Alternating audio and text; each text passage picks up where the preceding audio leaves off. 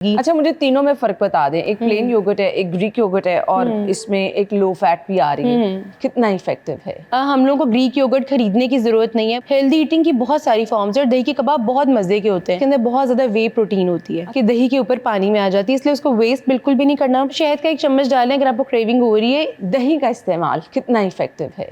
अच्छा, दही बहुत ज़्यादा यूज़फुल होता है हाइड्रेशन को मेंटेन करने में। और दही की खास बात ये है कि हम लोग जनरली क्या होता है कि नॉर्मल पानी पी रहे हैं, जिस तरह हमने अभी जिक्र किया कि पानी पी के क्या होता है कि हम लोग यूरिनेट करके वो फ्लश आउट हो जाता है, प्यास लगती है।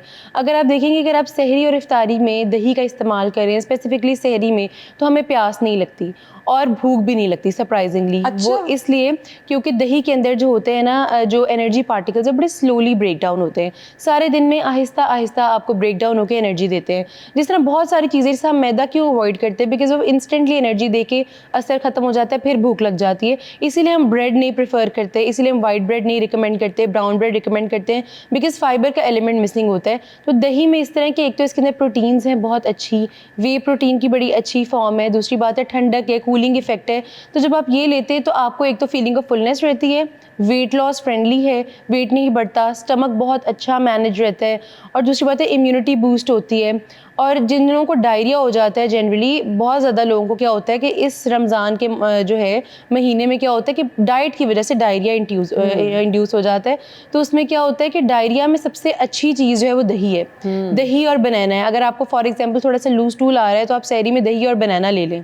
उसके अलावा आपने देखा होगा कि अब बहुत ज़्यादा ऑनलाइन अवेलेबल हैं चीज़ें। हम लोगों को ग्रीक योगर्ट खरीदने की ज़रूरत नहीं है, बिकॉज वो ऑब्वियसली एक्सपेंसिव होता है। घर पे बनाया हुआ दही, एक स्ट्रेनर टाइप एक कंटेनर आता है, आप उसमें दही डाल दें, कुछ मतलब 1 घंटे के बाद या 2 घंटे के बाद उसका जो पानी एक्सेसिव वो निकल जाएगा। अब जो पीछे मटीरियल रहेगा that is proper Greek yogurt, और जो बहुत ज़्यादा हाई इन प्रोटीन होता है। उसके अंदर आप म्यूजली डाल लें, आप वो खा लें, या आप ओवरनाइट ओट्स डाल लें, थोड़े से चिया सीड्स सोक्ड वो डाल लें और हनी डाल लें। अगर आप ये सहरी करते हैं तो आपको अच्छा फाइबर मिलेगा, अच्छी एनर्जी मिलेगी, हाइड्रेशन लेवल बेहतर रहेगा, प्यास नहीं लगेगी। अच्छा, मुझे तीनों में फर्क बता दें। एक प्लेन योगर्ट है, एक ग्रीक योगर्ट है और इसमें एक लो फैट भी आ रही है। अब इन तीनों में फर्क क्या है? अच्छा, प्लेन योगर्ट, जो ग्रीक योगर्ट होता है ना, बेसिकली वो हाई इन प्रोटीन होता है। वो इसलिए क्योंकि उससे वाटर का कंटेंट हमने एक्सट्रैक्ट कर लिया होता है और ज़्यादा हमें प्रोटीन का पोर्शन मिलता है। उसको हम घर पे भी बना सकते हैं, आप इंडस्ट्री में लेने की जो हम दही रखते हैं ना, उसको भी अगर हम स्ट्रेन करके पानी सारा निकाल दें तो ग्रीक योगर्ट बन जाएगा? नहीं, वो ग्रीक नहीं बनेगा। इसीलिए मैंने आपको बताया कि जैसे स्ट्रेनर होते हैं। अच्छा, स्ट्रेनर नहीं भी आपके पास तो मुस्लिन क्लॉथ जो होता है, नॉर्मल जो हमारा मलमल का कपड़ा होता है, या कोई भी कपड़ा जो किचन में आप नैपकिन यूज करते हैं, आप उसमें दही डाल के रख दें और उसको पैक कर दें ऊपर से। उसको थोड़ा सा हाइट पे लगाएंगे तो आहिस्ता आहिस्ता उसका पानी ड्रिप करता रहेगा। और अब जो पीछे मटेरियल रह जाएगा that will be Greek yogurt, और वो बड़ा डेंस होगा। उसके आप कबाब भी बना सकते हैं, बिकॉज दही के कबाब भी होते हैं। हेल्दी ईटिंग की बहुत सारी फॉर्म्स है और दही के कबाब बहुत मजे के होते हैं। तो आप वो भी बना सकते हैं, मैदा ना डालें, उसके अंदर कोई दाल ना डालें, आप दही के कबाब बनाएं, आप वो खा सकते हैं। उसके अलावा अगेन आपको स्ट्रेनर्स खरीदने की जरूरत नहीं है, आप इस तरह ग्रीक योगर्ट घर में बना सकते हैं। थोड़ी देर बस आपको उसको हैंग करना पड़ेगा या कोई दबाव में रखना पड़ेगा। उसके अलावा जो नॉर्मल दही होता है, जो लो फैट योगर्ट है, उसमें यही है कि दूध की बलाई आप रिमूव कर लें और उसका दही आप जमा लें।